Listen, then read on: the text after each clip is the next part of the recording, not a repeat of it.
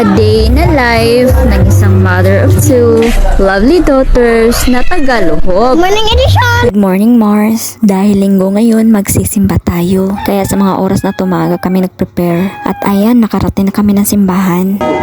Sa Kalapitena, Sir Manyo. At ayan, tapos na rin ang misa.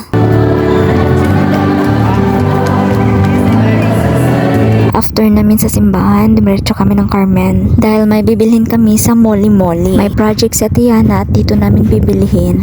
At heto na, gagawa pala sila ng maliit na bahay gamit ang mga popsicle sticks. Paano kaya ito gawin ni Atiana? Sana naman natin hindi ito kukulangin para hindi na kami papalik-balik. So tara, magbabayad na tayo. At dahil past 12 na, nagugutom na ang dalawa, mabuti na lang at may nakita kaming 7-Eleven. Pero ayaw mag-rice ng dalawa, gusto nila bread. Kaya okay, bread ang kinuha ko para sa kanila.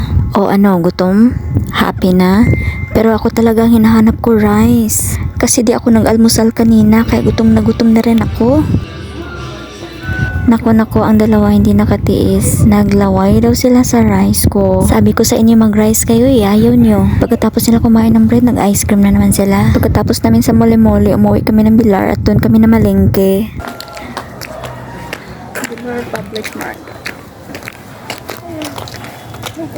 Namili ako para sa ulamin ng dalawa at di ko pinalagpas ang tuyo dahil ang sarap ng tuyo minsan. Pagkatapos ay pumunta naman kami sa gulayan at bibili na rin tayo ng mga spices. Ang mahal-mahal na ng gulay ngayon. Buti pa ang gulay mahal.